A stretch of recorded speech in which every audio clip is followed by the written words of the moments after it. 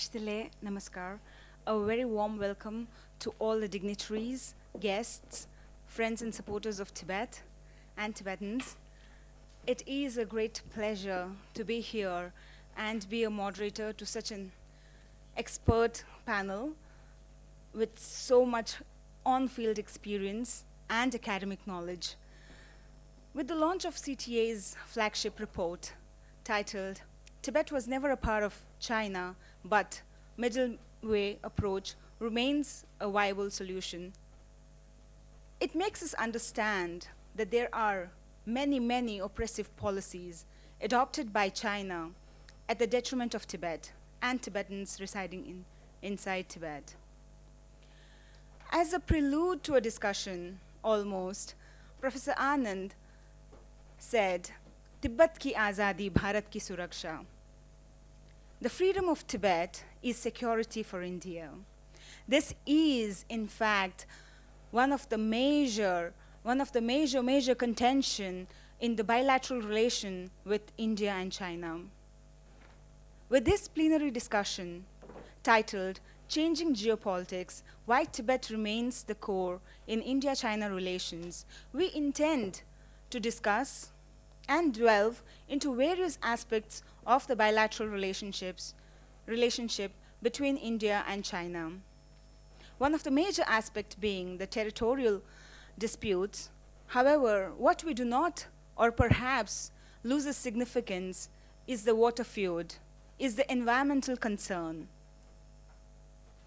It's not only that the border is in trouble, it is also that the global rise of India being stalled by China. With this introduction, I would like to warmly welcome our first speaker, Dr. Lobsang Sangye, the President of Central Tibetan Administration, to give an opening remark and lay a platform for the further discussion on the topic. Over to you, sir. I have to wear my quote-unquote expert hat now that I wore the launching hat first. As for the topic, changing politics, why Tibet remains the core issue in India-China relations, perhaps maybe it's a good omen that we all are referring to Professor Anand's quote that Tibet ka azadi, Bharat ka suraksha, that Tibet's freedom is for India's security. But that is the slogan of our friends in India and Tibet support groups. But that is not the policy of the government of India.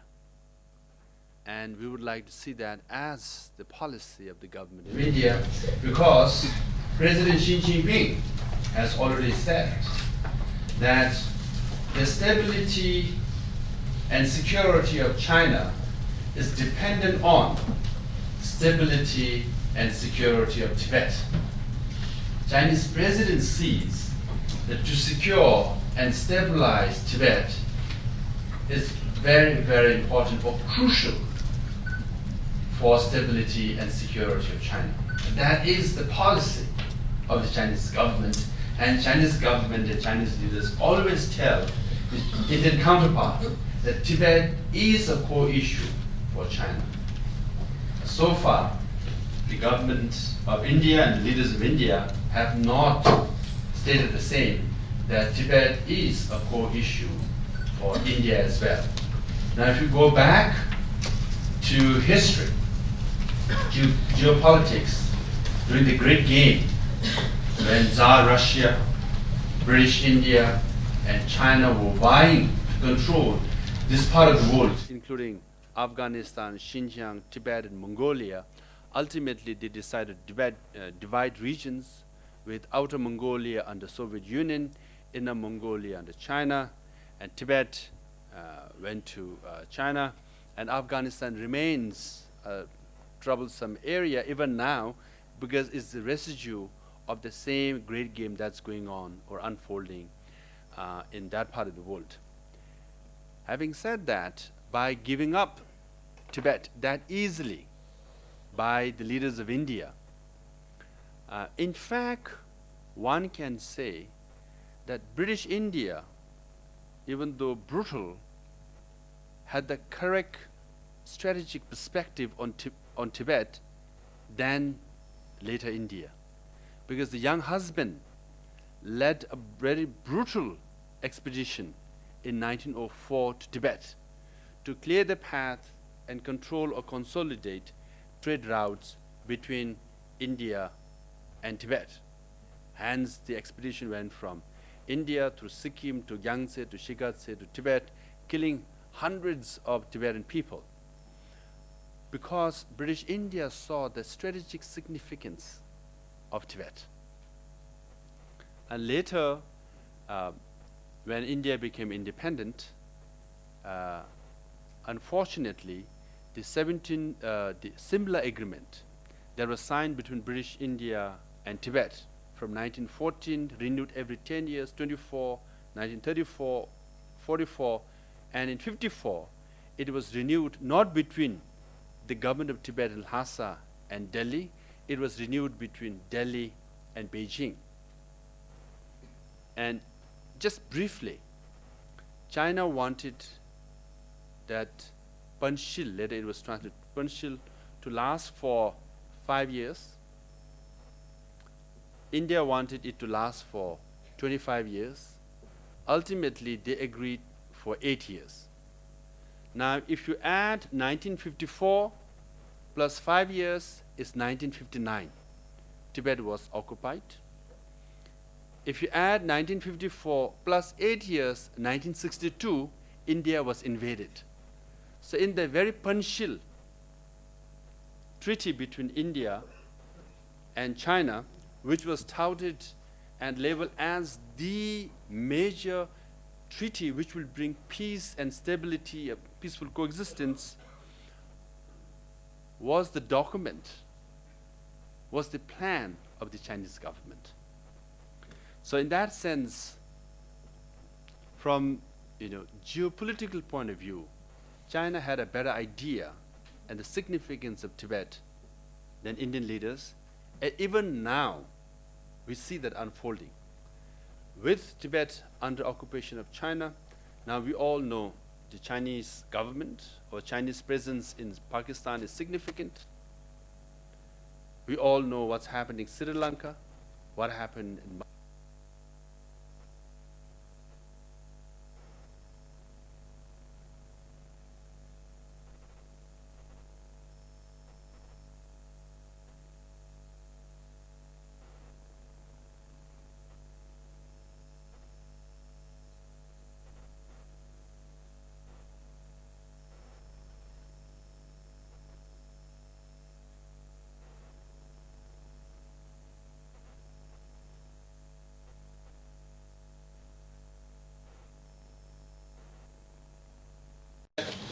and Tibet as the platform. They are reaching out to all these countries or regions. Secondly, some of the Indian leaders then said, Tibet is a barren land. It is of no economic significance, so giving up Tibet doesn't matter to India or South Asia. But again, China has always called Tibet Xizang in Chinese. Xizang in Chinese means Western treasure. When the leaders of South Asia saw Tibet as a barren land, Chinese leaders for centuries saw Tibet as a land of treasure. And as we know now, they control the water tower of Asia.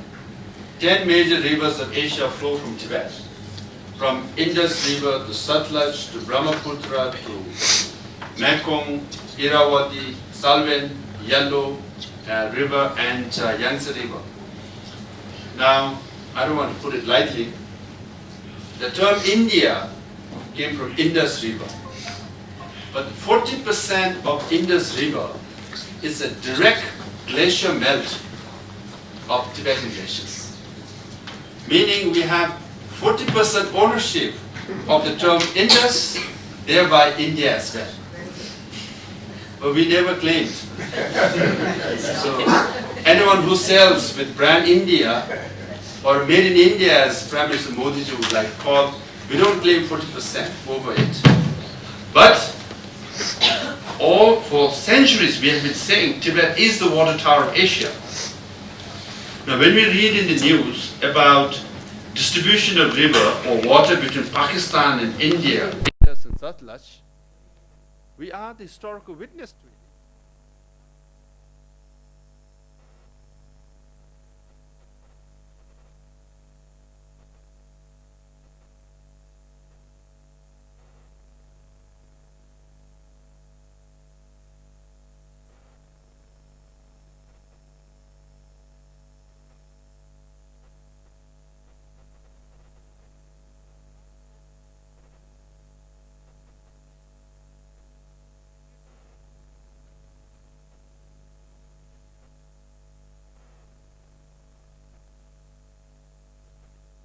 And Indian companies compete with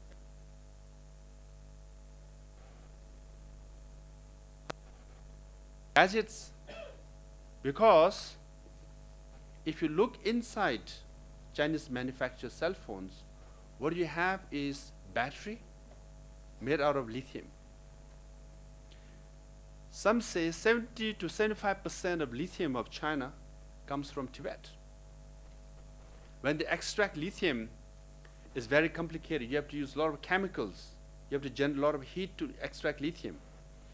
So what do you do in the process? You pollute Tibetan soil, Tibetan air, Tibetan water, and the Chinese company extract lithium and take it for free. They don't pay us anything. So when they have lithium for free, and then another component that you have to use is rare earth for any gadgets. And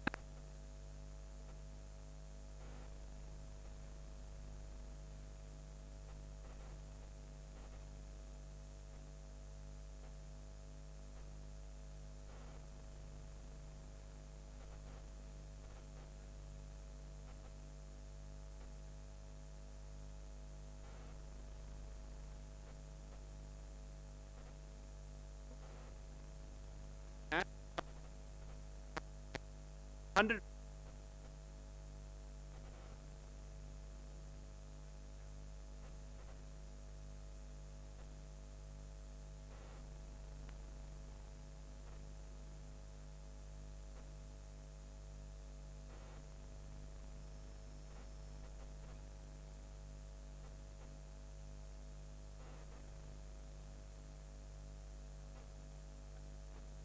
they saw Tibet as the Western treasure. Thirdly,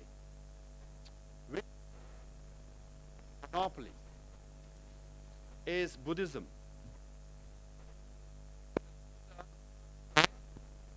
The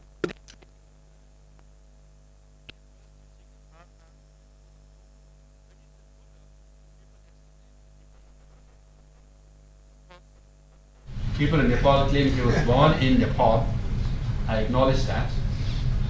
But now, today, as we have this conference, the largest gathering of Buddhist leaders of the whole world is taking place in China. The top leaders of Buddhism are in China today, not in India.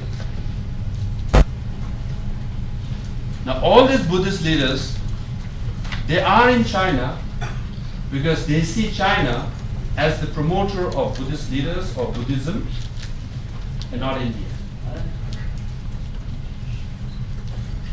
Now, soft power is much talked about. And India has this low-hanging fruit called Buddhism right here. No one can dispute that. No one can challenge that. Still, India is, how should I put it politely? Letting it go and have China the advantage. The Chinese government, as I said at the launching of the book, has a track record of destroying all the monasteries disrobing all the monks and nuns, sending them to prison. Even today they're destroying monasteries. Even today they're putting not just monks and nuns, priests, imams in prison. Dr. Wahid has just come from Xinjiang. We all read about this. 1 million Uyghur people, including people of faith, are put in camps which they call education through labor. This is the track record and the present record of the Chinese government, yet they have monopolized as far as Buddhism is concerned. So for these 3 reasons only, I can give you 10 other reasons. Geopolitical reason, economic or developmental reasons, and for spiritual or soft power reasons, Tibet has to be a core issue between India and China. And lastly, that India even today spends billions of dollars to guard or protect the border of India. Billions. This year marks the 60th anniversary of His Holiness Dalai Lama fleeing Tibet and coming to India. And he wrote in his autobiographies, and he says so even today, when he walked for 14 days,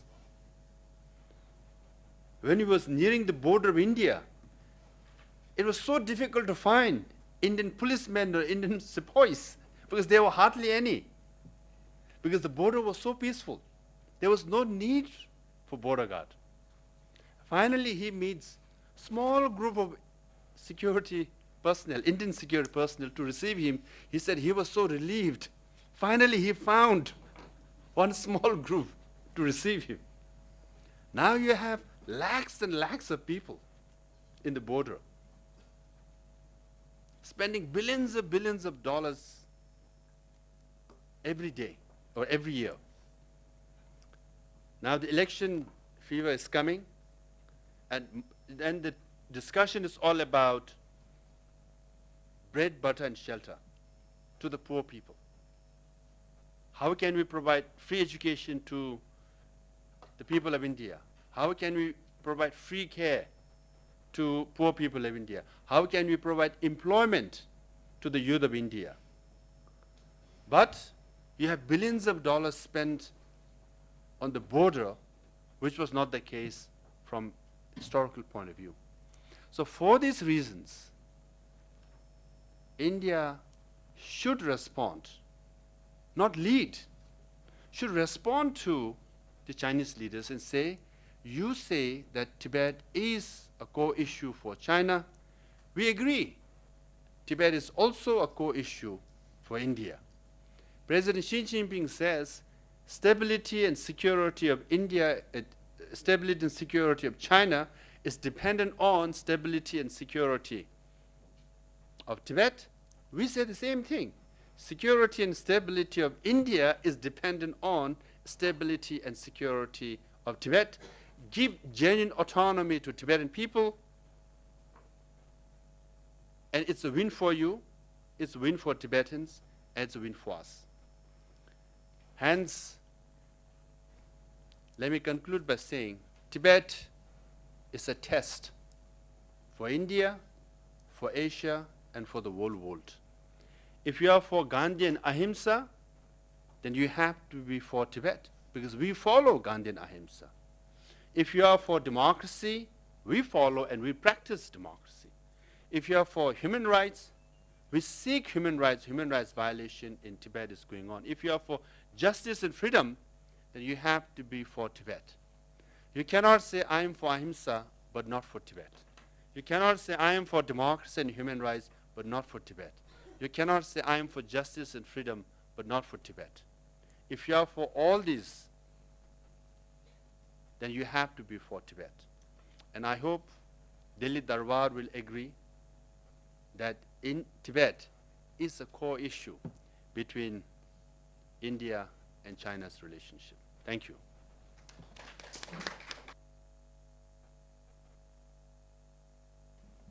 Thank you, President Sange. That was a very detailed perspective on the significance of Tibet in India-China relations, starting from the relationship between Tibet and the British India and independent India, and now with the struggle for Tibet.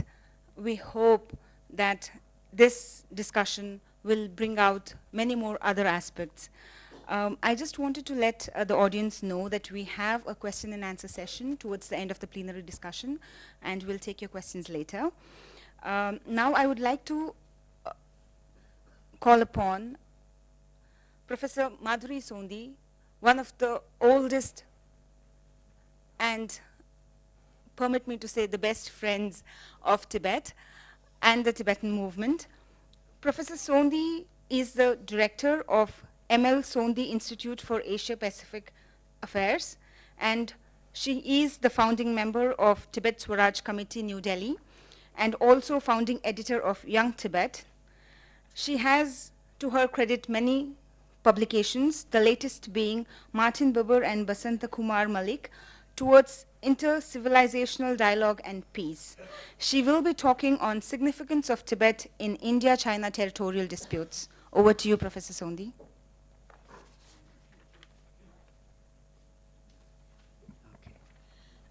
Thank you very much. I am deeply honored to be part of today's panel discussion, and I thank the Central Tibetan Administration for their invitation. I regard the Tibetan community with its customs and values as a most important and integral part of the culture of humankind, a human resource that unquestionably needs to be preserved and evolved. Having said that, I have to make a few disclaimers. I'm not a professor. I was married to one. I'm not really a scholar, but I have, quite as has been said, I have a great interest in Tibet and what happens to Tibet and what has happened. I was given this topic of Tibet in India-China territorial disputes. So I will repeat a few facts, but they may be tiresome for you because I'm sure all of you know them, so I'll go through them quickly. In contemporary times, and I stress this because it wasn't always so in the past, Tibet, China, and India constitute a strategic triangle. This really follows on from what you were saying. A triangularity dictated by geography and recent history. That doesn't require any elaboration here, but as Mr. Sange has said, geography has endowed Tibet with immense natural wealth, rare earths, etc., water, what have you.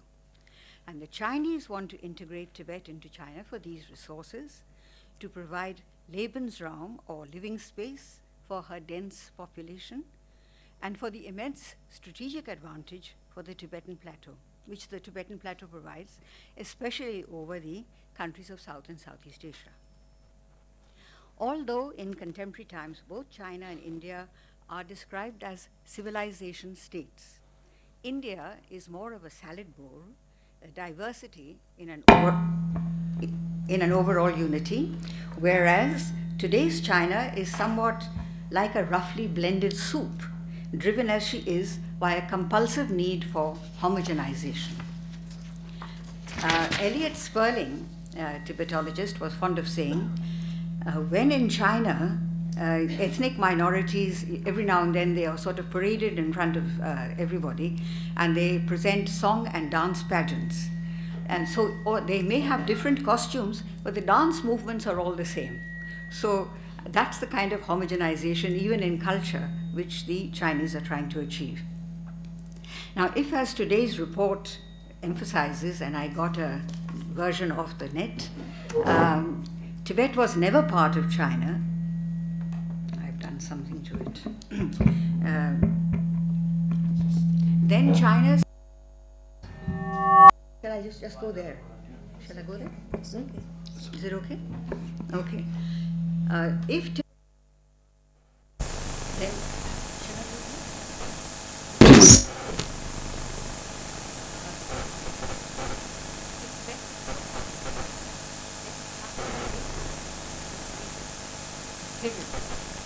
But unfortunately, this pointed out, the world uses the term imperialism only for cases of distant overseas annexations of territory. Contiguous land and land annexation somehow escapes this categorization. So when China absorbs Tibet or Mongolia or something else, it doesn't attract the same opprobrium as do retrospectively the Europeans for colonizing trans-Mediterranean and trans-oceanic countries. Is it okay now? Yeah. Although China first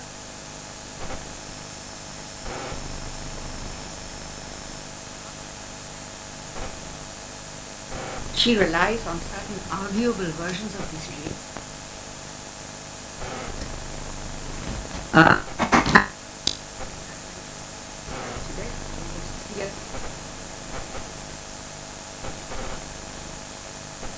Buddhism, finish off the Tibetan monastic community, but with all the cruelty and oppression, they failed to emancipate Tibetans from their beliefs.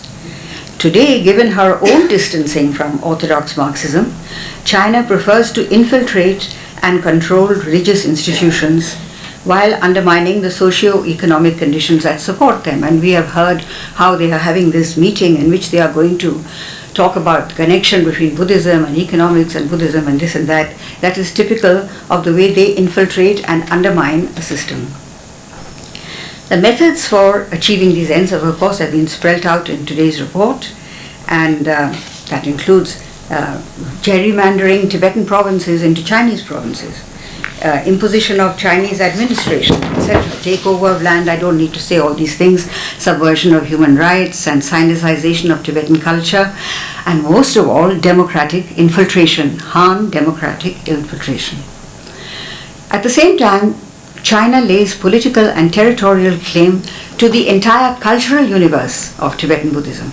It stakes claims to area of the Cis-Himalaya like Aksai Chin, parts of Ladakh and Arunachal Pradesh, which are influenced by Tibetan Buddhism but weren't governed from Lhasa. By the same logic, tomorrow she might claim parts of Karnataka and Tibetan settlements in India.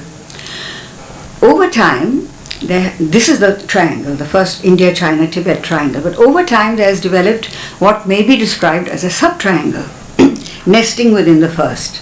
And that is composed of Tibetans inside Tibet, Tibetans living in India and abroad, and the Dalai Lama, who has grown into an internationally recognized institution by himself. But the Dalai Lama, in his wisdom, has handed over political leadership to a democratically elected Tibetan government in exile, based in Dharamsala and headed by Sikyong. The second triangle at the moment may look a little sort of more like a quadrilateral or more rectangular, since His Holiness still commands enormous salience amongst Tibetans inside and outside Tibet. He's considered important in China and of course the international community. But his overall intention is to evolve towards a single source of political authority and a lay source. Now these two triangles generate new kinds of problems for one another in the present, and here I would like to borrow a leaf from a publication of the Australian Defence College about the territorial dispute between India and China, which shows, and that is the theme of today's discussion, how Tibet and Tibetans have emerged as the center of a strategic stalemate, which provides a relatively stable but tense security status quo. That is the situation.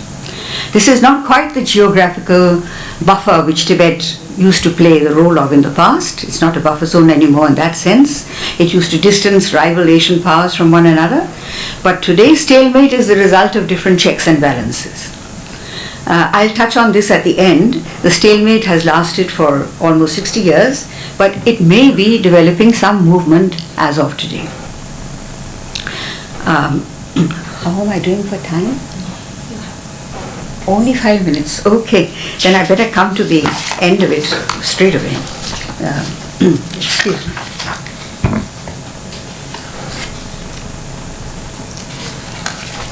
So a lot of this is history. So you don't need to be. I'll just come to the very last. I'll talk about India's problems. As Dr. Sanghi has mentioned, India herself has shown no urgency in bringing the Tibet problem to a head. Tibet, as in both triangles, is actually the only effective card India can play against China, especially after her ignominious military defeat in 1962.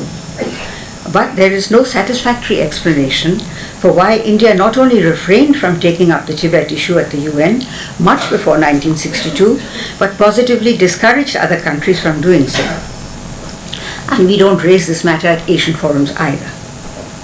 As of today, India is no military match for China. And I don't think we are applying non-violence anymore in our international policies or whatever.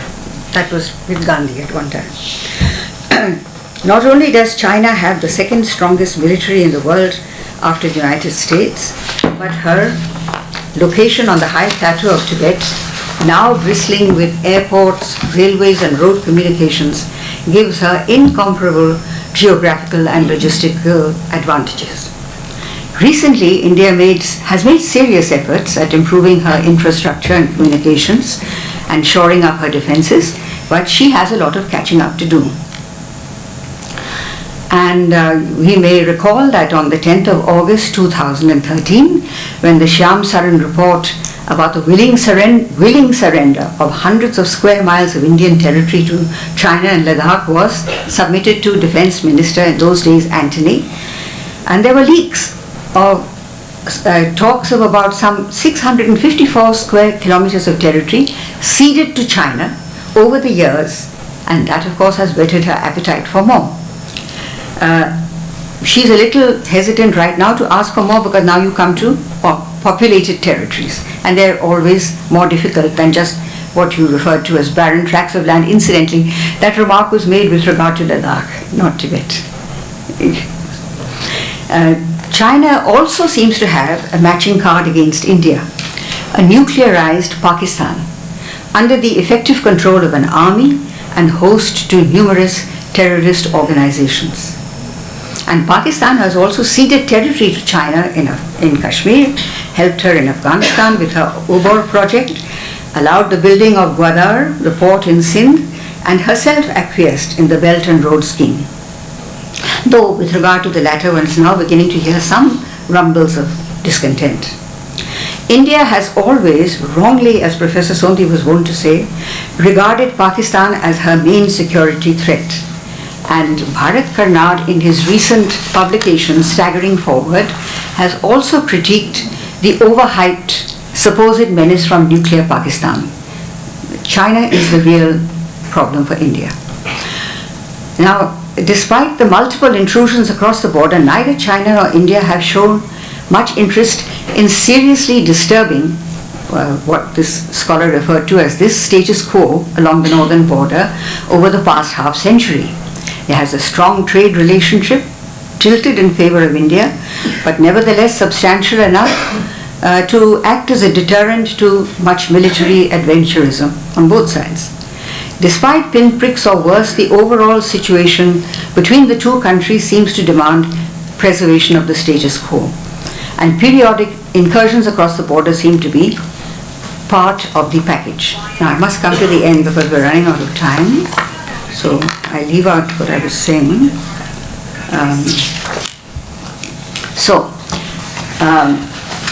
As has been mentioned, in the late 60s, His Holiness presented to the world this new middle way policy, abjuring the demand for total independence to which they were totally entitled. Instead, he asked only for genuine autonomy.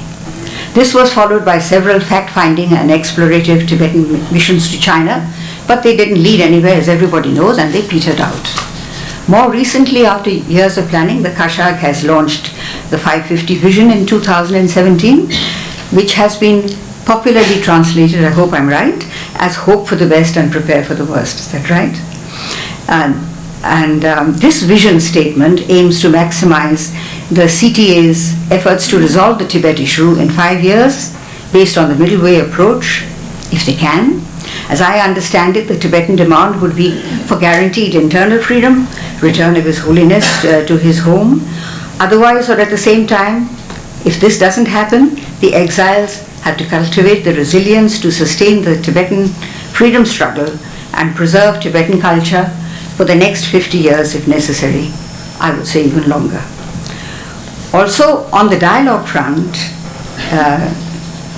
now here you get into some trouble, Samdong Rinpoche, former head of the CTA, is said to have met Beijing's representatives last year, maybe in the fall, to explore the possibilities of a visit by His Holiness to Tibet.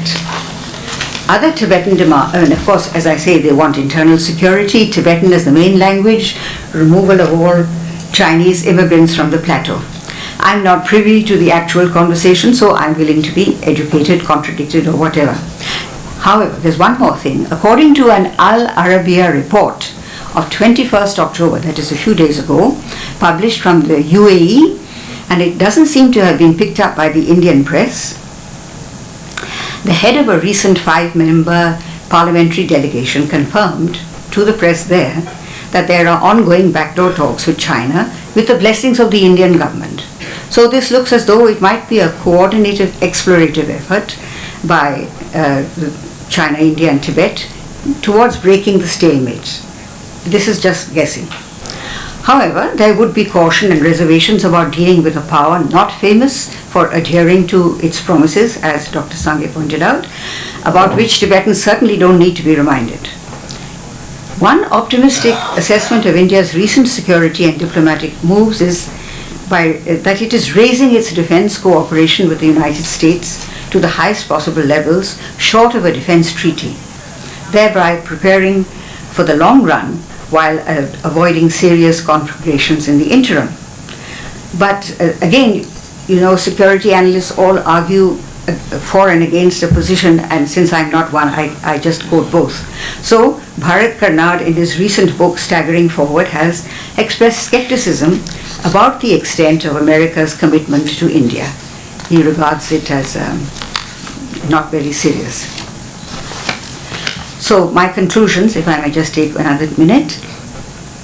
The border between India and China is indeed a border between India and Tibet. And China accepts this in practice, but not in principle.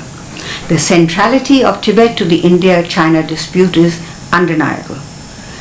From the Indian side, it's important that the outcome of any China-Tibet settlement or rapprochement should not give China an advantage over India. Although India's cynical use of the Tibet card keeps the issue on the boil and irritates China, it won't be of much use if China were to settle with the CTA or Dalai Lama independently of India. So that's India's worry. The Dalai Lama's middle way policy can contribute to better relations between India and China. That's a fact.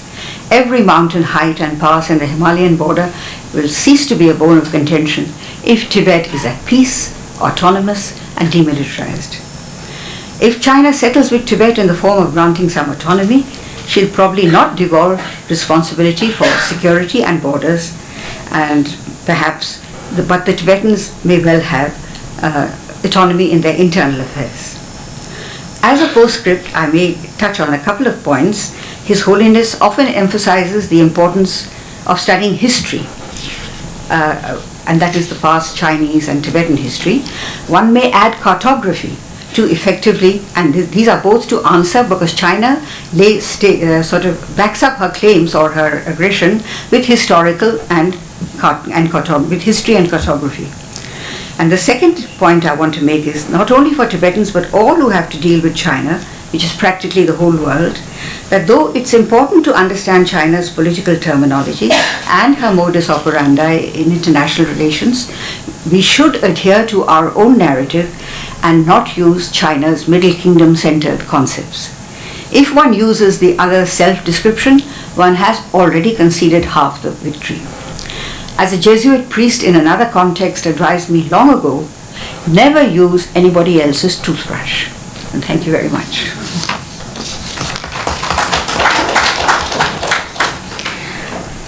Thank you so much, Madam Sondhi. That was a very, very detailed discussion from the triad of Tibet, India, and China to the real problem of India being China, especially with regard to the border that was initially or historically shared by India and Tibet, and now after the occupation by India and China. Thank you so much, Madam Sandhi. Moving on, when we discuss India and China relations, one of the major aspects that we often do not discuss is the Himalayan view, the Himalayan lens through which we look at Tibet, India, and the relation of China. We have Professor Siddiq Wahid to talk on this. Professor Siddiq Wahid's field of study is Central Asian and Tibetan political history. He has completed his master's and doctorate from Harvard University, and to his credit, he has many publications and also has published various articles in peer-reviewed journals, and his latest publication being Tibet and its relation with the Himalaya, published in 2017. Over to you, Professor Siddiq. Thank you. Thank you. And I would like to begin by the honor that has been accorded by inviting me to speak today. It's for many reasons, it's a pleasure for me to be here, apart from the fact that it is an academic topic in my sort of academic career. I'd also like to congratulate the DIIR and the Central Tibetan Administration for on the publication of the book. I think it is particularly nice as it begins with an unapologetic Tibet was never a part of China. And then, of course, in small letters, very modestly and characteristically Tibetan, but the middle way is the path. I think that... in italics. Too. So I am delighted to do that. My training has been in political theory and political history. But when it comes to Tibet, which is also a part of my training, I'm also emotional because my mother was born and brought up in Lhasa. And Tibetan was second language in our family, apart from Ladakhi, which is my first language, which is, as you all know, a dialect of Tibetan. So it's very hard for me to, talk. My father, who was from Ladakh, was a complete Tibetophile, and thought that Ladakh was useless. Everything was Tibet, if you ask our family members. So given that, there's a certain burden to want to speak and talk and write about Tibet as much as possible. That said, I would also like to say that I will try and speak as an academic, and not without absenting the emotion. I think that the two are not mutually exclusive, but I tried to do that more because it I think sometimes contributes more to the discussion. What is the academic way? Not be optimistic, not be pessimistic, but call things as they are and as you see them as we go along. When the middle way idea was first tabled by His Holiness so many years ago, I was immediately attracted to it. I thought that it was very far-seeing in a lot of ways, even though it seemed to concede a lot,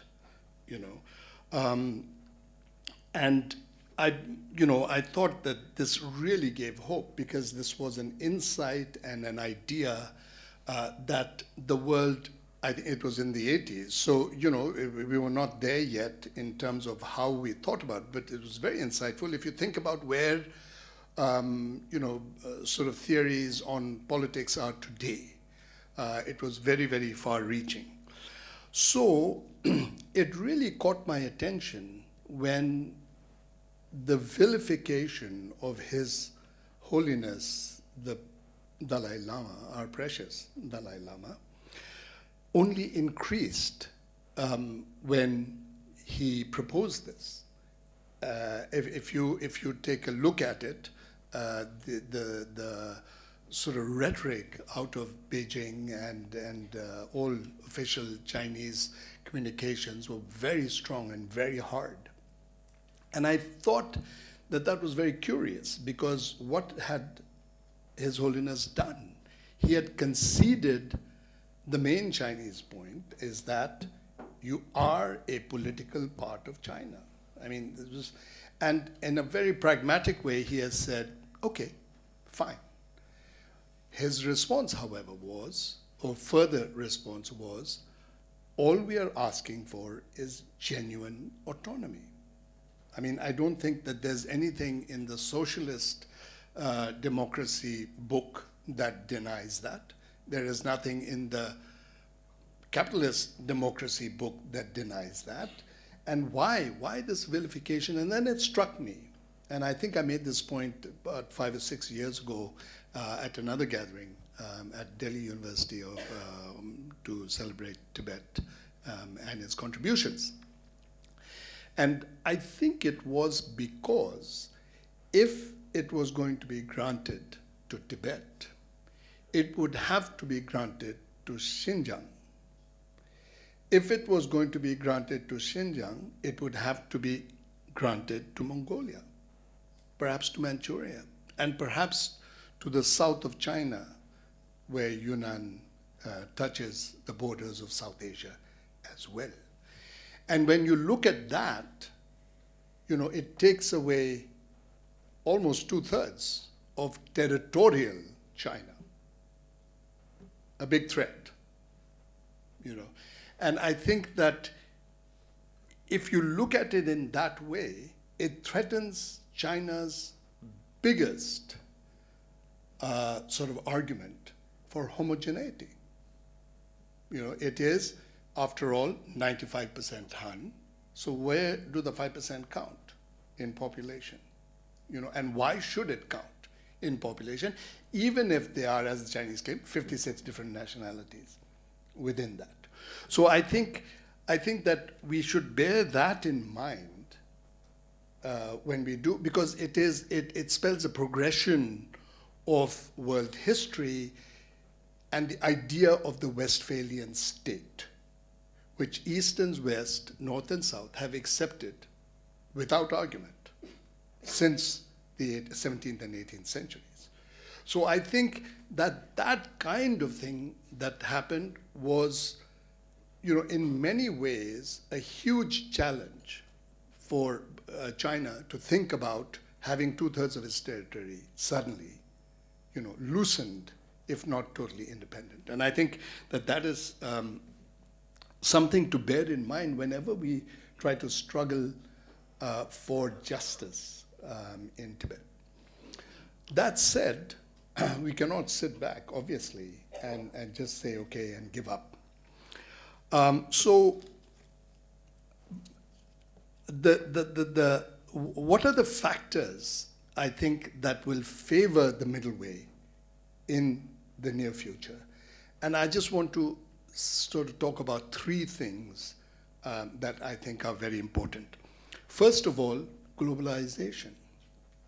Now, I just want to quickly qualify by saying that globalization, first of all, is not just an economic thing, you know, where corporate interest and political interest combine to create, I think, a sort of scary scary power frame today, which I think China, the United States, and all are part of. You know, if you argue today that political economy, there is nothing but political economy. There's no politics, there's no economy. There's political economy. And I think that that gives a grip to states like China, large states, large territorial states like China, that we must be very careful about. In that context, I think we would be good to look at something called globality. globality being the idea, with globalization being the process. Actually, when somebody identified globalization, it's not a big deal. I mean, it started in the Stone Age. And then it has progressed and progressed and progressed as we come across, if you look at world history. And we're getting to know each other, and now we talk about a village, but a very vicious village that we seem to be talking about. So I think that globalization, the process, is more a discovery. It is nothing. I mean, it's not theoretically a challenge in any way. It's just globality is the idea. The idea of when diverse cultures, diverse civilizations live with each other, next to each other, as neighbors, as friends, how should we live? And what would we do? And I think that this needs theorizing again and again, because there is something called social globalization, there is something called cultural globalization, linguistic globalization.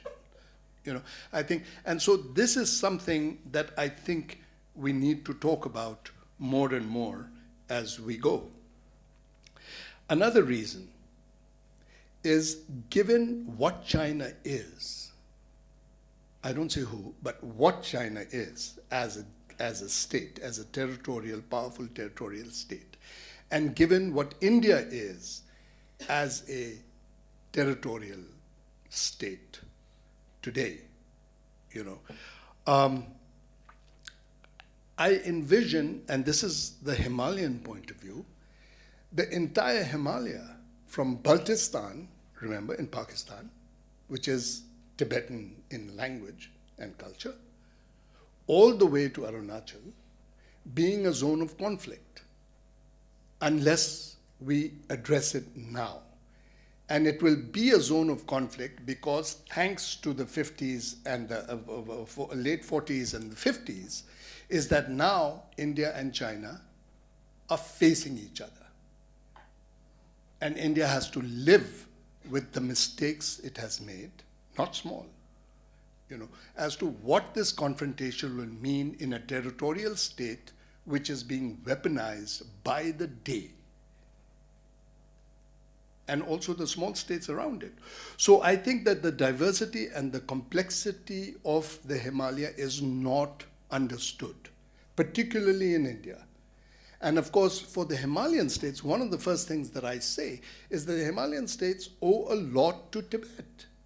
They owe their language to Tibet, in languages, shall we say, to Tibet, all the way from Baltistan to Arunachal, as I said, or it should probably be Arunachal to Baltistan, A to B, rather than B to A. That whole zone stands because it is diverse. And it's the process of homogenization, which is taking place in both these large states, is something that will trample people, cultures, languages, civilizations. And I think that that is something to keep in mind. So that gives you the urgency for actually wanting to do it. I'll conclude, because I think it's 10 to 15 minutes. So I'll conclude with a question. And that is India equipped and prepared to be a challenge to China? It's a fair question. And I'd like to give my own sort of empirical observation. No, I don't think so. I think it is not prepared because it is still in a state-building mode. It has not built itself in the 70 years that it has had independence. I think that there are more and more fault lines coming out every day by the day, and which is not being created, number one. Number two, homogenization is not a project that is unique to China today. It's also a part of the Indian project today. Let's face it. When we talk about homogenization, why? Because of majoritarian rule. How is that different? I've just come from Xinjiang, as Dr. Lobsang said. I was staggered by the surveillance that is done in Xinjiang by the Chinese state. Every place where you go, your ID, the equivalent of your Aadhaar card, has to be shown. And you cannot get your salary, you cannot get anything, you cannot get petrol without your ID. And if you get more petrol than you normally do, you are visited at home. And this is exclusive to the Uyghurs of Xinjiang. It doesn't happen to the Han of Xinjiang or the Han anywhere, in the whole place. So I think that, and plus, whether you look at the United States, whether you look at China, whether you look at India, it's becoming authoritarian, all of it. How are we to counter that? I think that there are different kinds of authoritarianism that are taking place.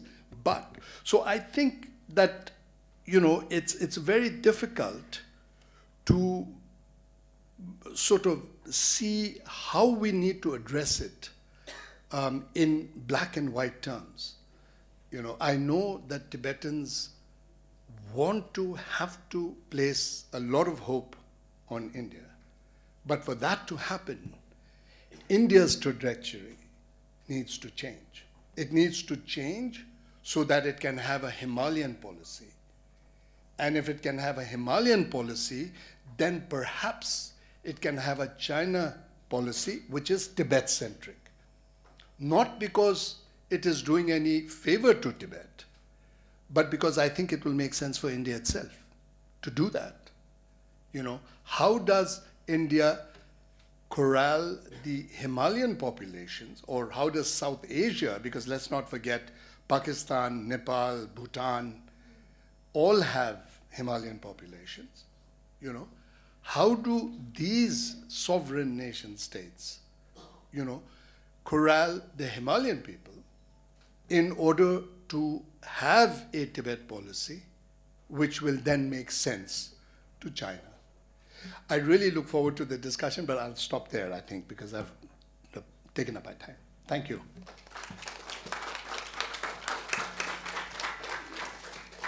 Thank you so much, Professor Siddiq. That was a very succinct discussion and your perspective of the Himalayan conflict zone. And of course, leaving us with a very, very thought-provoking question of whether India is prepared to face the challenge and what kind of consequences will the countries face due to homogenization. Thank you so much, Professor. Moving on to our last but definitely the most prominent speaker, Professor Ishit Chujin. She will be talking on the current and the recent developments in India-China relations and its impact on Tibet. Professor is a faculty member at Center for International Politics, Organization and Disarmament, School of International Studies, JNU. She has been a faculty member at Sikkim Government College, Gangtok. To her credit, she has been awarded the UGC Career Award 1995 to 1998 and has also been a Dart Fellow and a Nehru Fulbright Scholar. She has many publications. She has even co-authored with Professor Dawanobu, and her latest publication being Politics of the United Nations, Peacekeeping Operations, Resource Mobilization, and Alternate Arrangements. Over to you, Professor.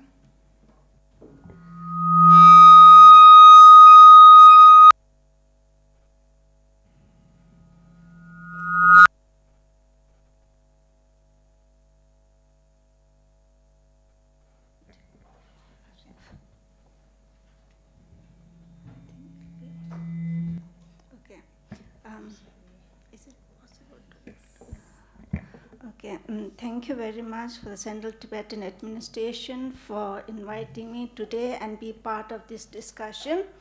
Yes, I belong to the second generation of Tibetans brought up in India, but I try not to be very emotional to this particular topic and try to be as objective as possible and live up to the credential as an academician in India. Now, My topic has been announced is regarding recent development in the India-China relation and impact on Tibet issues. Now, Tibet has become an important factor in India-China relation since the occupation of Tibet by China in 1951. But then, from 1959 onwards, is regarded as one of the political issue or human rights issue, and so it's regarded as an issue of relating to Tibetans.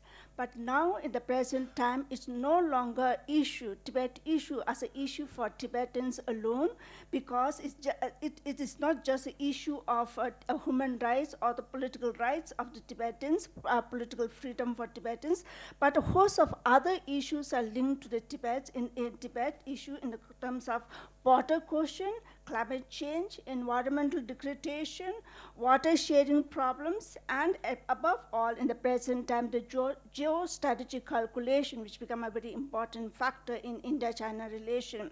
So therefore, it is not an easy to trade off Tibet to improve the relation between India and China.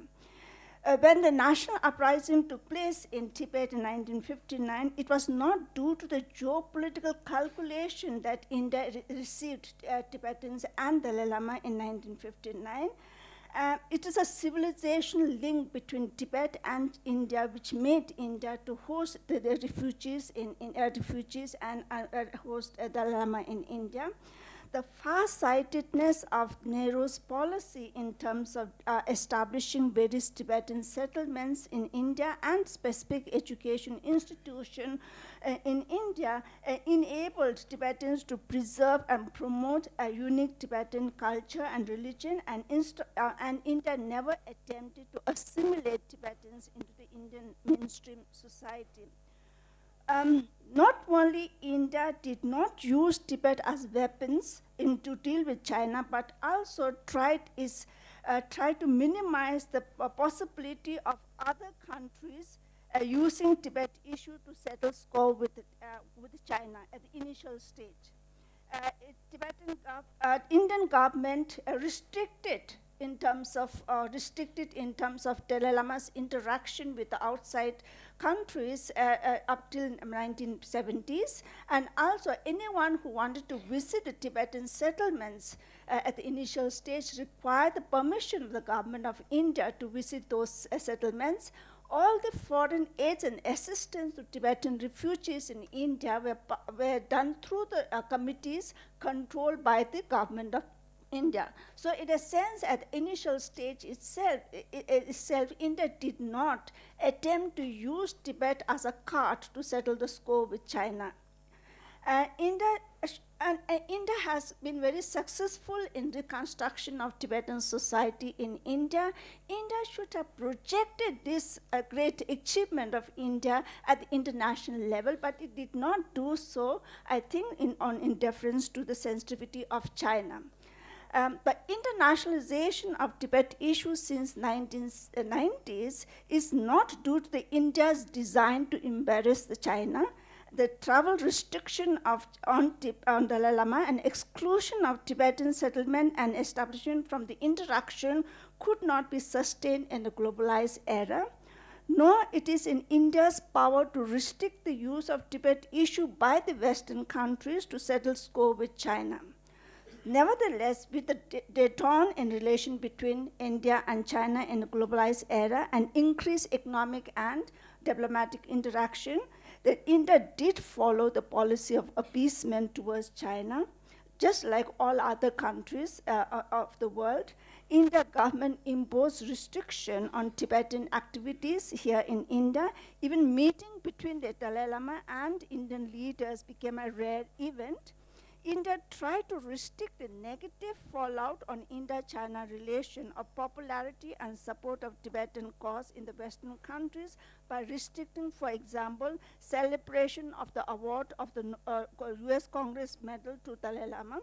And government of India for the first time restricted its own officials to join the celebration when Dalai Lama returned to India after receiving the medal in 2007.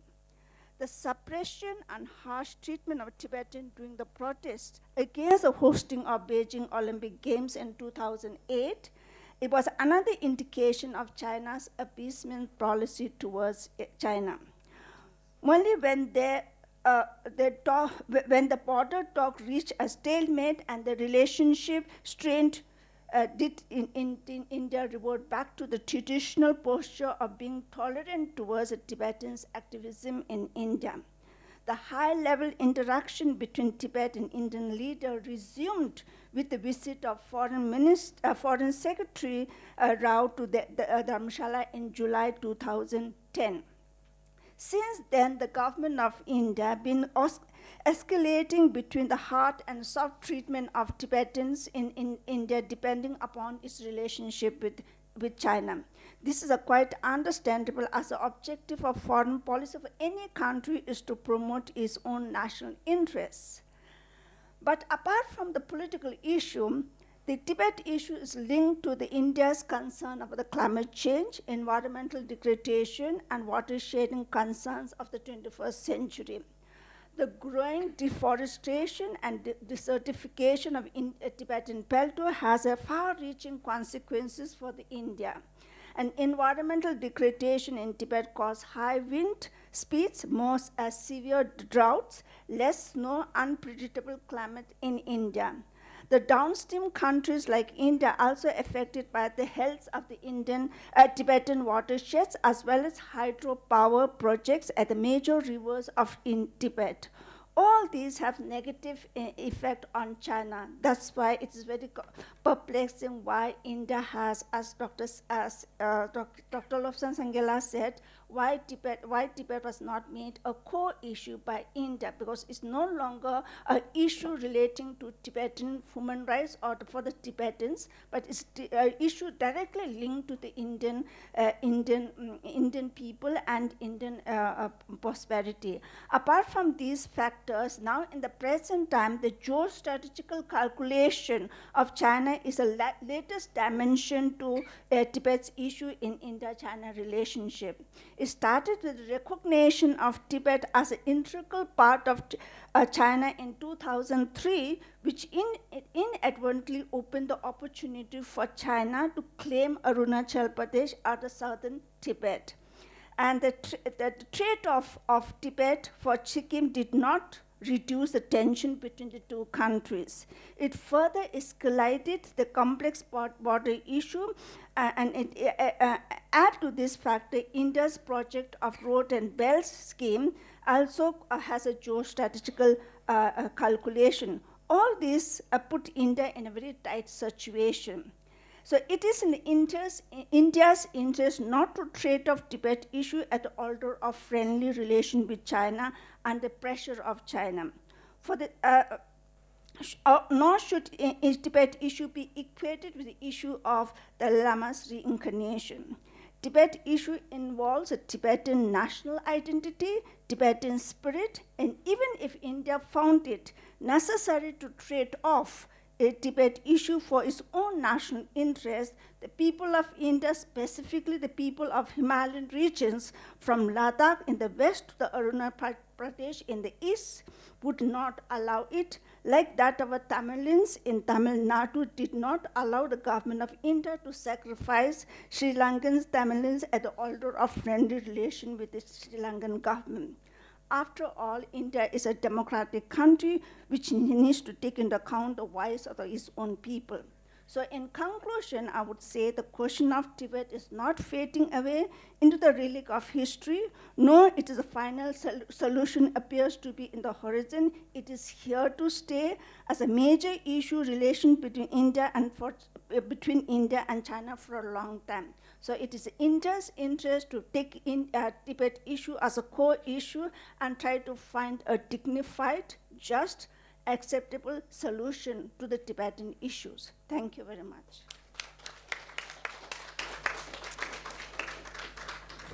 Thank you so much, Professor, for starting the discussion of saying that the issue of Tibet is not only for Tibetans, but it has rather evolved into issue of global significance with the climate change and with the water feuds, and also discussing the evolving policies of India towards Tibet and China in general. We will move on to the next segment, that is the question and answer session. I request all the audience, if whenever you're asking question, could you please introduce yourself and be very specific to whom you're addressing the question. And please raise your hands so that I know whom. Yes, please. My name is Tenzin Harden. I'm from JNU. My question is to Professor Siddiqui Wahid. I get to read one of the articles yesterday about India, China, and Tibet relation that you have written, and you have addressed this issue regarding Ladakhis, how they face problems regarding their interaction with the Chinese and their interaction with the Indian police. So I have a question regarding that, because from a couple of friends that I met from Ladakh, they have expressed their views and shared their ideas, where they told me that they have seen the kind of infrastructure development that is taking place right opposite to Ladakh in Chinese territory. And it seems they are quite impressed with the kind of developments happening there. And it kind of made me feel that the Ladakhis kind of questions the leadership of India. And to add more regarding the recent event that the Chinese are taking up Buddhism as the soft power, and do you feel that this the new policy that they are directing towards and centered to building a kind of a friendship relation, or extending a new policy towards building a new kind of relation with the Himalayan borders? So I have these two questions connected to each other. Thank you. Thank you. I about 12 years ago, I think it was more actually, 12 or 13 years ago, I was here in Delhi at a cocktail party, which was a diplomatic cocktail party. And one of the guests happened to be from China. And it so happened that I had just come back from Tibet. So visiting Lhasa and Gyangtse, Shikhatse, the usual sort of routes, nothing unusual. And so just in order to tease the diplomat, he said, "Have you ever been to China?" I said, "No, but I just came back from Tibet." And he kept a completely straight face, and then we started talking, and, usual chit-chat, small talk, and things. And then we parted, as we do in a cocktail party. And then towards the end, he was going out and saw me, and he waved, and I said, because during the conversation, I had made clear that I was from Ladakh, because he assumed that I was from Tibet, And I said, "No, I'm actually from Ladakh." So as he was waving to me, he said, "So are you going back to Tibet?" I said, "No, I'm going back to Ladakh." He said, "Ladakh, Tibet, same thing."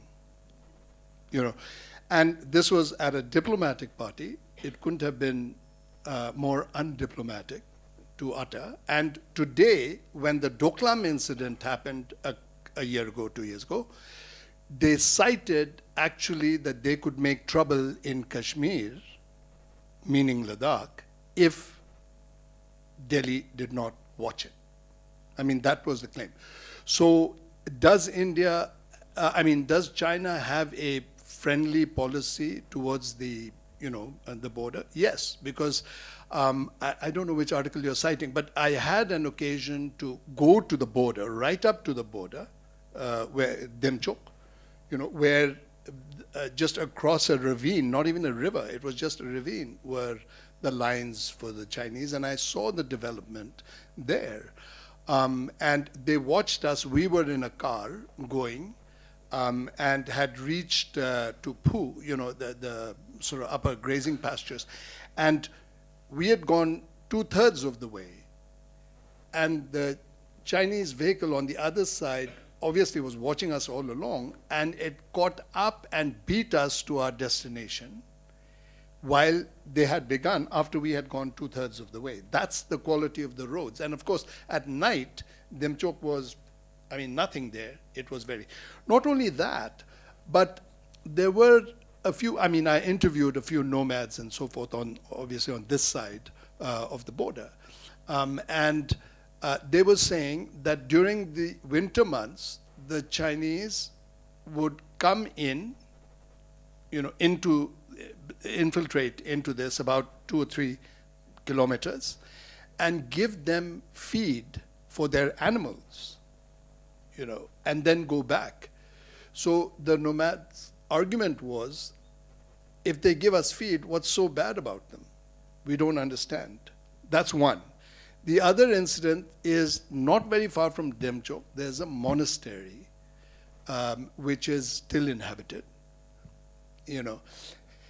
and the Chinese have occupied territory over there where the papers that the monastery have demonstrate that the land they're sitting on actually belongs to the monastery, which means it belongs to this side, And there was no documentation on this side or the political will, military will maybe, to claim it, to get it back, One of the mistakes, I think, is that large parts of India are very ignorant about the Himalaya. And Delhi is even more so. By Delhi, I mean the government is more so. It has now caught up, and I think thanks to people like Mr. Shyam Saran and others, who alerted them to these developments, that there is quick Me Too and catch up being played. But I'm not sure that the mentality is still there.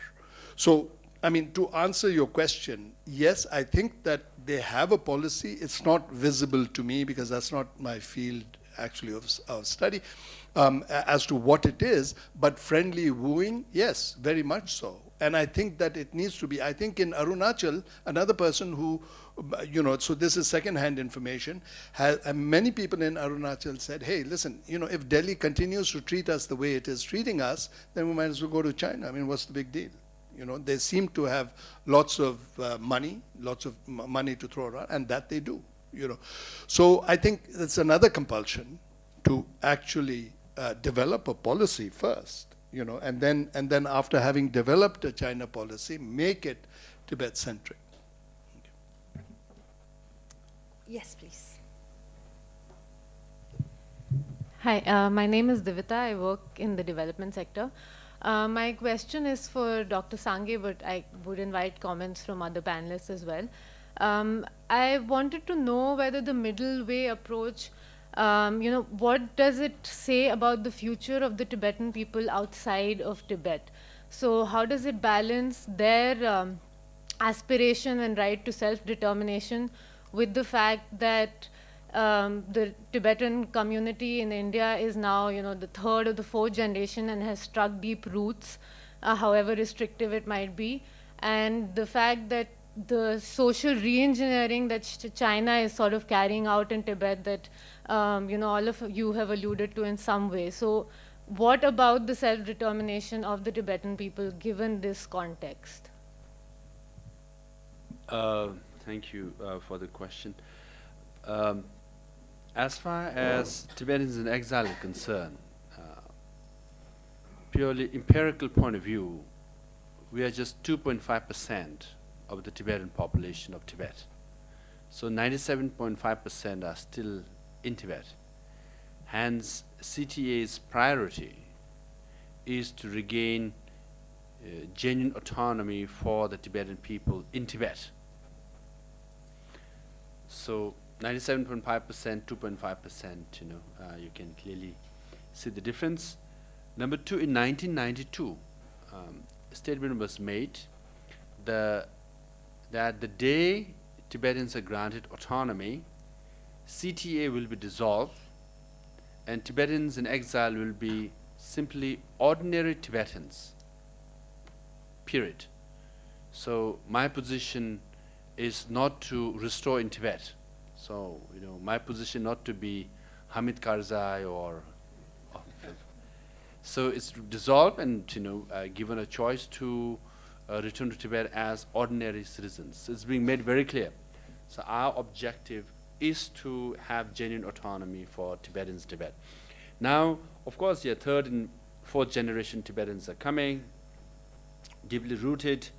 Then I think we have to study other examples like Ukraine or other examples. Jewish is the oldest one, where many return, some stay, and some choose to return later, So hence, that kind of policy should be there, where exiled Tibetans will be given a choice. Many will return immediately, because as you might know, 30% of exiled Tibetans were born and brought up in Tibet in 1980s and 90s, see?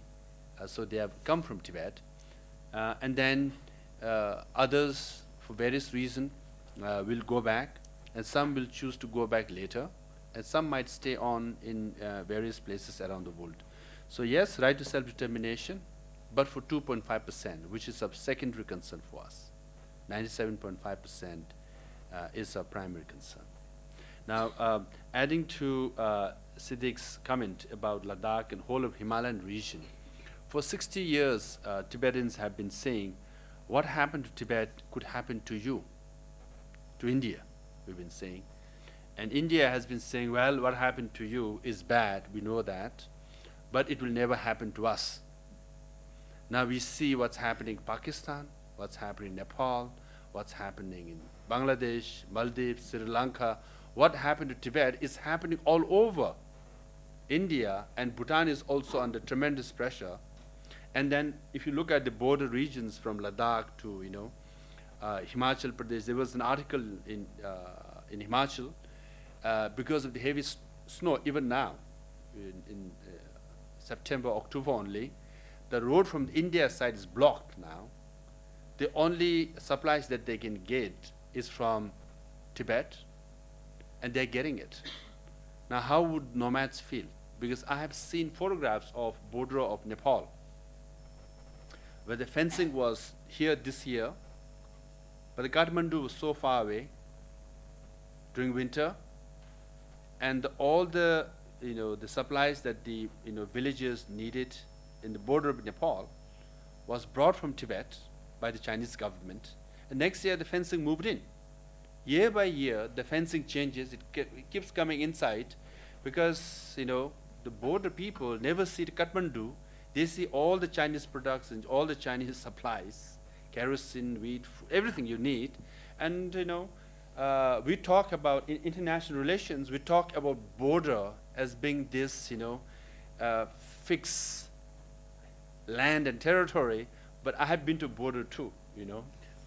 Border is often your cousin is on the other side, your father is from this side, mother is from other side, your uncle is there, nephew is there, so it's like that, you see. So hence it's quite fluid, and you lose territory all the time. So it's not surprising that from 2012 to 2018, border incursion from China has increased from 100 and some to 400 to 500 now. So incursion happens, we say incursion, but actually it starts with animal feed. Then the kerosene comes, then the wheat comes, then the supply comes. Then you say incursion has happened, it's too late because people have switched their loyalty. So what happened to Tibet in the last 60 years? We've been saying in Delhi Darbar, it could happen to you. No one bought that. Even Atal Bihari Vajpayee, late Atal Bihari Vajpayee said, as a lone member of Jan Sangh Party in the Parliament India in 1959, he said, they are coming, it's happening to us, this is a great mistake. And continues even today. Regarding your question about Tibetans outside Tibet, up till 1980s or some 80s, many of the people are thinking in terms of fighting for the freedom to go back. But now if you ask many of the Tibetans whether they are willing to go back, you'll kind of various kind of response. Now I had the experience of interacting with some Chinese diplomats. I did not give him appointment. I gave appointment to one Chinese academician, but the diplomats came along with him to meet me at the JNU. He said, you people are comfortably placed, you are settled, have a job, good life. Why you still struggle for Tibet? Why should you still speak for the Tibet? I said, look, even if you are citizens of other countries, even if you are well settled, unless and until the Tibet issue is settled, dignified and honorable way, we'll continue to raise the voice. So it's not that we are fighting just because we want to go back. But as long as Tibet is under occupation, the voice will be raised everywhere. Yes, sir. Myself, S.S. Bhakhdi, from Institute of UN and UNESCO Studies. Well, listening to all the interlocutors here, well, one fact is clear, that the Chinese expansionism or extraterritorialism is in continuum. In fact, when we became independent in 1947 and China became independent on 1st October 1949, hundreds of years before that, there were greatest minds which predicted the onward march of China. For example, I remember in the aftermath of Chinese aggression over India in 1969, lot of literature and material and articles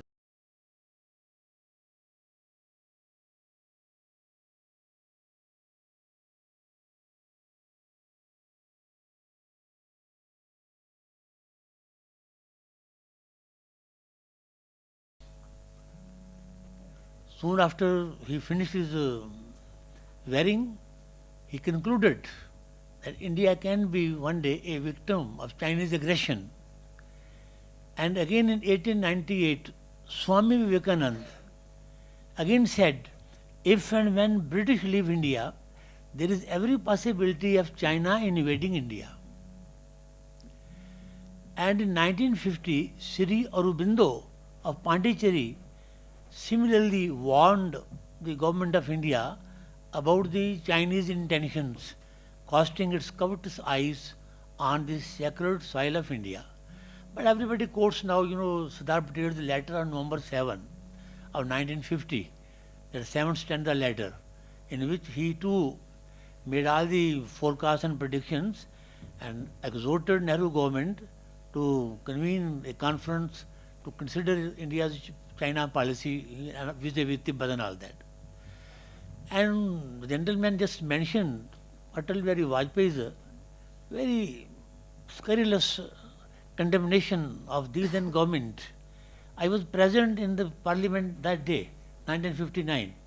I was present during the discussions. Sir, I I'm know. sorry to interrupt. Could you So I shorten say your question, please? that but these things are there. The only thing is the expansion continues.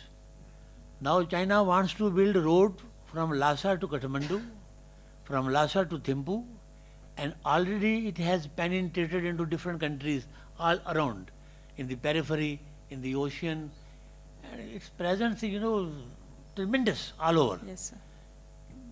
In Africa, they have 170 billion trade. 1 million Chinese are present in Africa. So with all this, the only thing is how to block this ever-spending territorialism or expansionism of a varying race, a varying country. It is a threat, continues.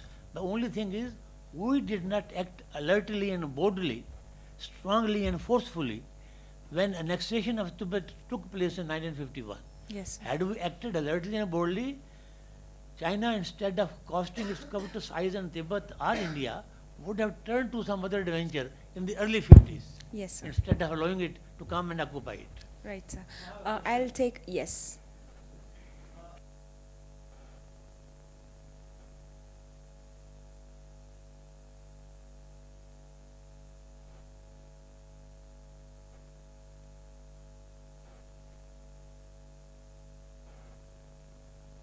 middle path will lead you somewhere. I mean, do you think it is viable? Why don't you go for the free Tibet, card, right? Maybe then settle for some autonomy. But you think this is leading? Why and how China will come on table? Tell me, to talk. You ask, will it lead somewhere? I think it will lead somewhere because it's a path. As long as there's a path, if you walk on it, it will lead somewhere. And it's a middle path. It's a compromise. It's a win-win proposition for both sides. You're right, since 2010, there has been no formal dialogue between the envoys of His Holiness Dalai Lama and the representative of the Chinese government.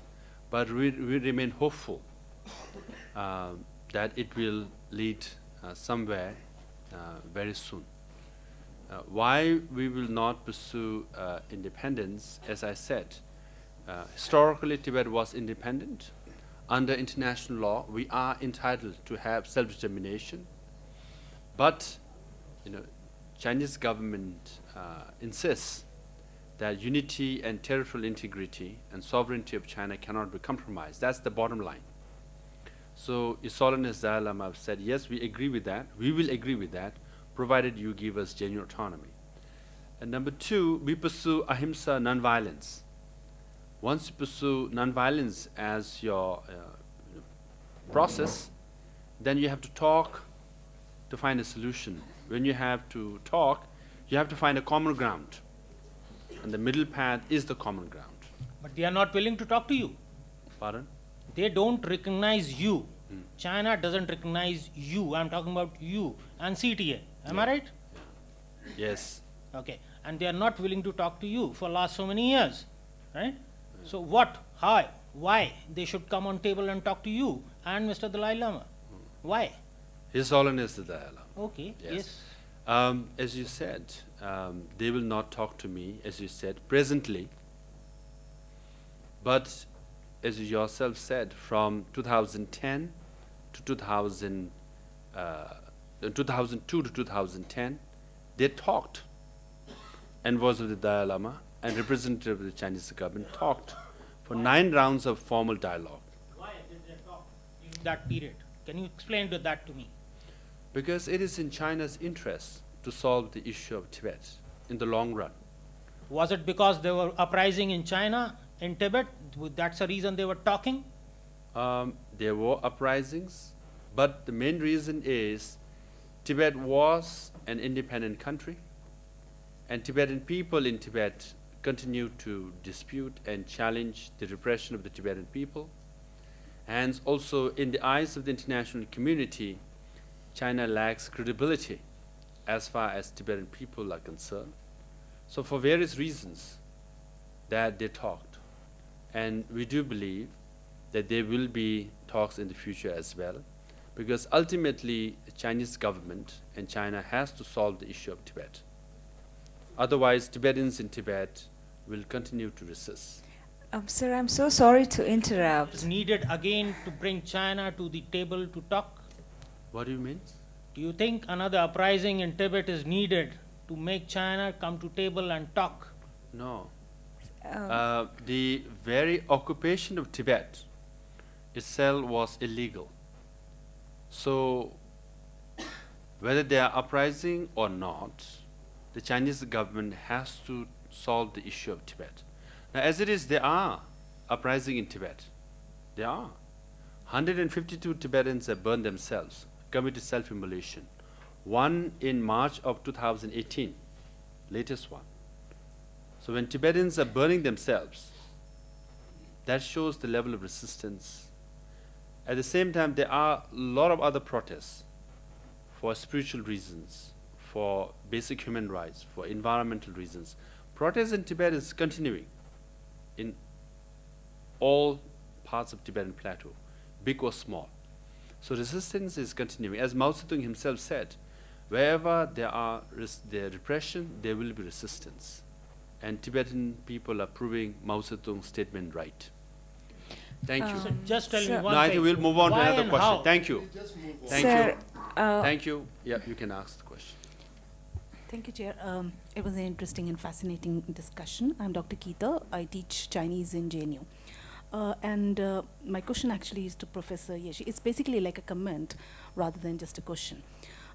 If I see from 80 onwards, Chinese government policy for Tibet specifically was to put in a lot of infrastructure development, put in a lot of economic, in money, so that the infrastructure develops, the lives of the people get better, this absolute poverty, that notion gets diluted.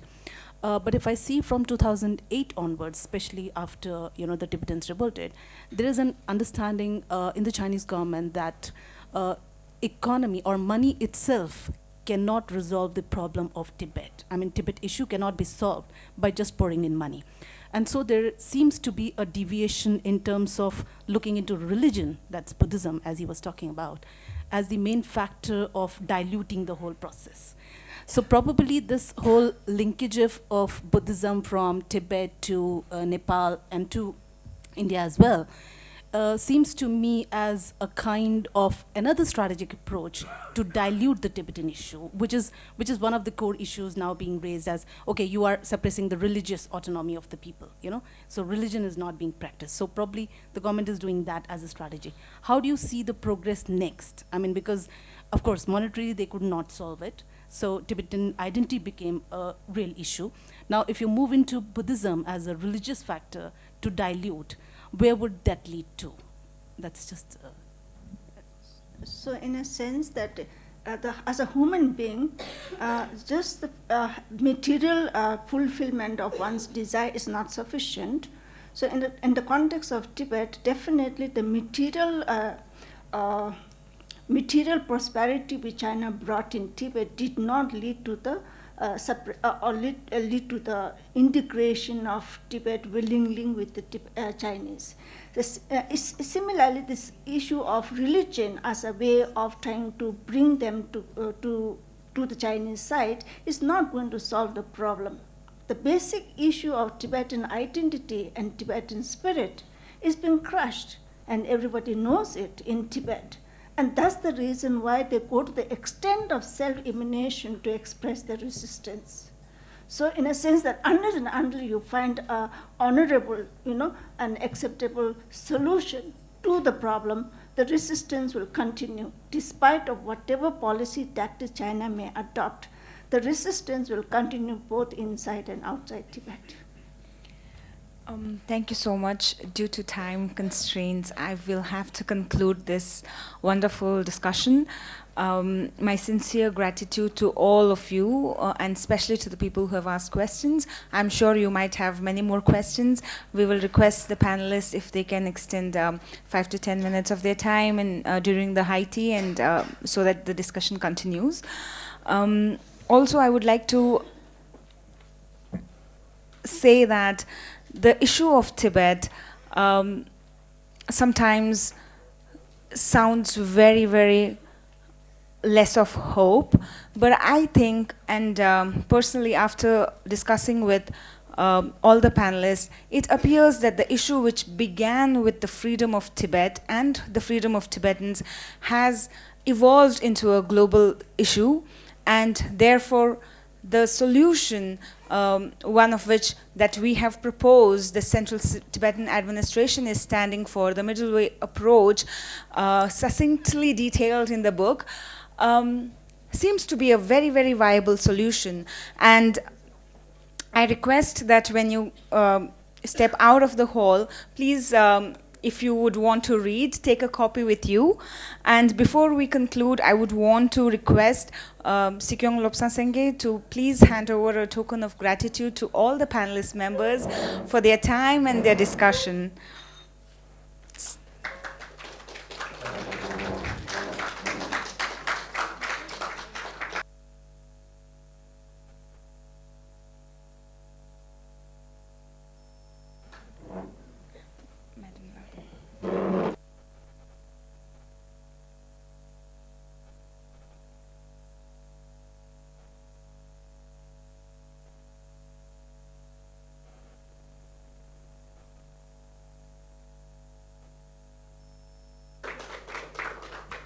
Thank you so much. Please join us for the high tea with Sikyong Lobsang Sengye. Thank you.